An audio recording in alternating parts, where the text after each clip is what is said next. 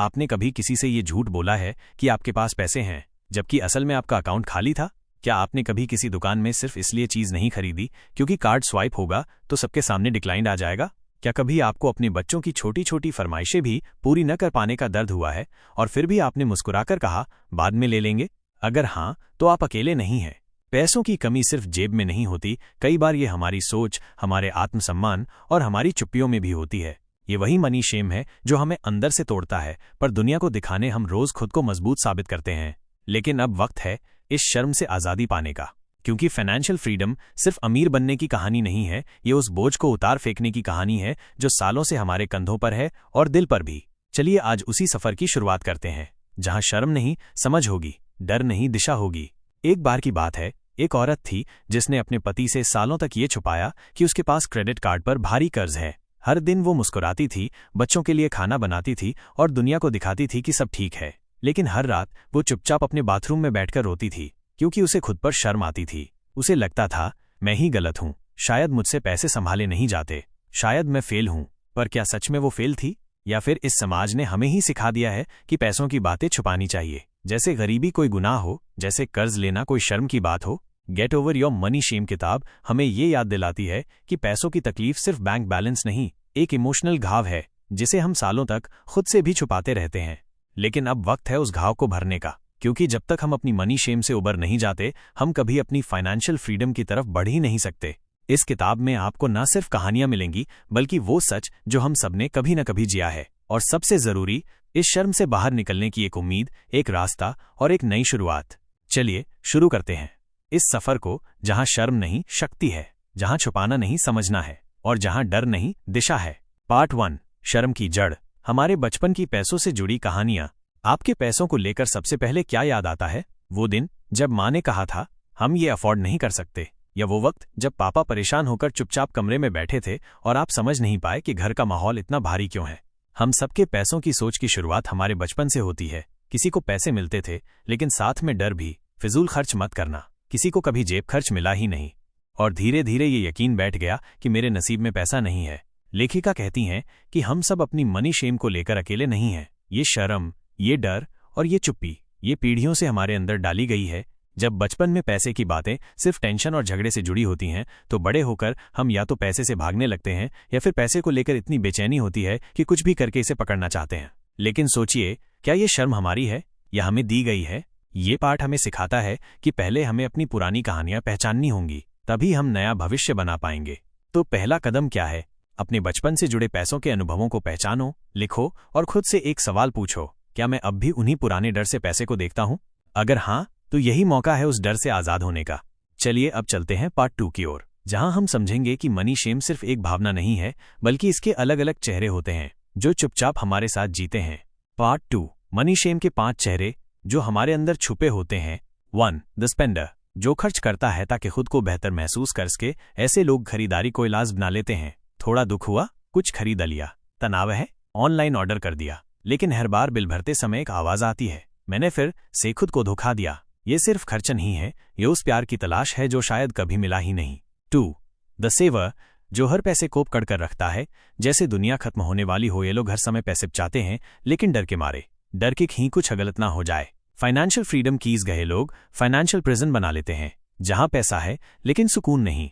3, the अवॉइडर, जो पैसों की बातें टालता है, बिल कब भरने हैं, क्रेडिट कार्ड में कितना बाकी है, टैक्स फाइल हुआ या नहीं। इन सवालों से भागने वाले लोग अपने हालात को नजरअंदाज करते हैं, और धीरे धीरे वो शर्म इतनी गहरी हो जाती है कि सच का सामना करना नामुमकिन लगने लगता है। 4, द मार्टर, जो खुद की जरूरतें बा देता है दूसरों के लिए। ये लोग खुद के लिए खर्च करना पाप समझते हैं। माँ बाप, पार्टनर, बच्चे, सबको देने में इतना खो जाते हैं कि खुद के लिए कुछ बचता ही नहीं। उनके मन में एक चुप सवाल हमेशा गूंजता है, क्या मुझे भी कुछ चाहिए? क्या ये गलत है? 5, द अंडर अर्नर, जो अपनी असली वैल्यू से मकमाता है। ये लोग खुद पर विश्वास नहीं कर पाते और बार बार खुद को मांगते हैं। नई नौकरी, नई कीमत, प्रमोशन की बात, सब मेंडर बैठा होता है, मैं इसके लायक नहीं हूं। लेखिका कहती हैं, जब तक हम ये नहीं पहचानेंगे कि हम इनमें से कौन हैं, हम अपनी मनी शेम से बाहर नहीं निकल सकते। इसलिए अगला कदम है खुद से ईमानदारी से पूछना, मैं कौन हूं इन 5 में से, और क्या मैं खुद को इस पहचान में कैद करके बैठा हूं?